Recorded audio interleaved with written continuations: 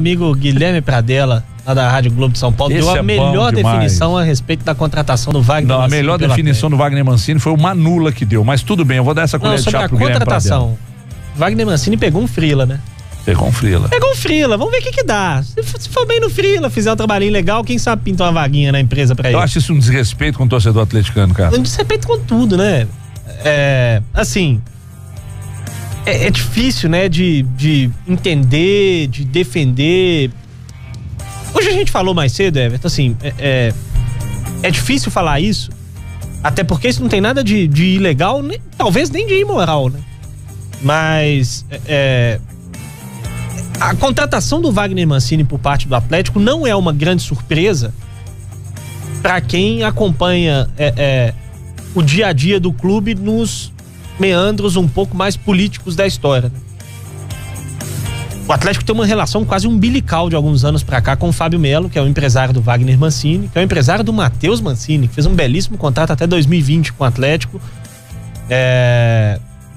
e que é empresário de vários outros jogadores do Atlético, do elenco atual, e que tem participado ativamente de várias contratações do Atlético nos últimos anos. O Fábio Melo hoje é uma pessoa muito benquista dentro do clube, é um agente que tem uma linha direta com a diretoria do Atlético já há algum tempo, e isso facilita alguns aspectos, né? Facilita inclusive o fato do Wagner Mancini, que foi demitido pelo Rui Costa na Chapecoense há 2 anos atrás, que criticou o Rui Costa quando foi demitido por ele 2 anos atrás na Chapecoense, criticou a atitude, a forma como foi conduzida a sua demissão, chegaram a romper relações naquela época, mas nada que uma boa conversa hoje no futebol, que uma política da boa vizinhança não seja capaz de resolver, né? A gente vê o Atlético repetindo alguns erros. O Rui Costa ontem foi para a entrevista coletiva, falou que tentou mudar a história de que o Atlético troca muito de técnicos, mas a gente viu que não é verdade, né? Aliás, a gente já sabia que o Rodrigo estava demitido desde a derrota pro Vasco. Sim, tava na cara. Ninguém aqui, depois daquela derrota pro Vasco, apostava R$1 que o Rodrigo ficaria até o final do ano. E eu falei aqui, acho que o Rodrigo fica porque vem 3 jogos duríssimos na sequência. E não justifica você pegar um treinador que tá chegando agora e colocar nesses 3 jogos, né? Porque, sinceramente, Everton,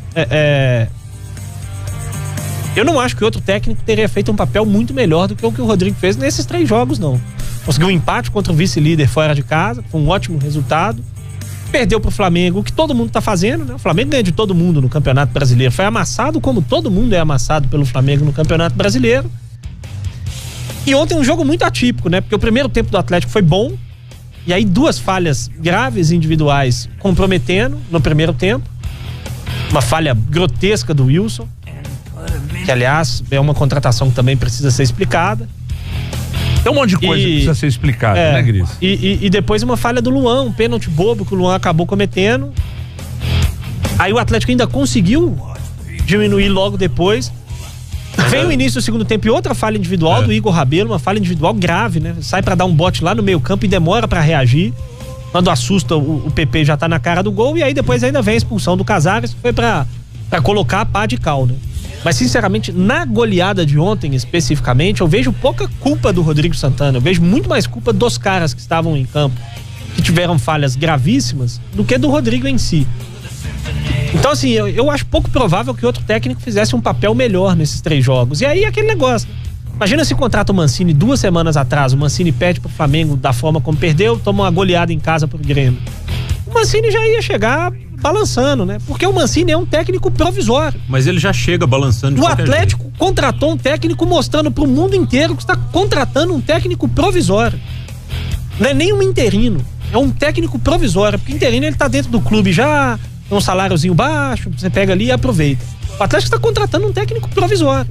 Tanto que o Atlético teve vergonha de anunciar o Wagner Mancini nas redes sociais.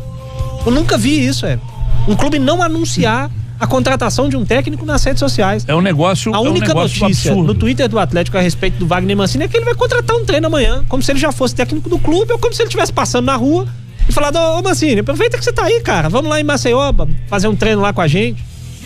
Então, assim, é difícil de defender, é difícil de aceitar. Eu até acho, Everton, que demitindo o Rodrigo Santana e com o mercado atual, de fato, era difícil contratar um técnico para longo prazo hoje. Só teria o Odair Helma.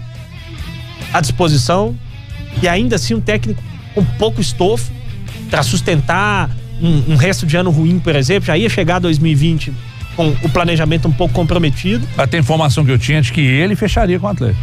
Mas, enfim, eu acho que seria pelo menos uma ideia um pouco melhor para tentar mostrar que tem alguém fazendo planejamento dentro do Atlético. O trabalho do Rui Costa, Everton, é do mesmo nível ou pior do que o do Alexandre Galo, que foi duramente criticado, que saiu escorraçado aqui.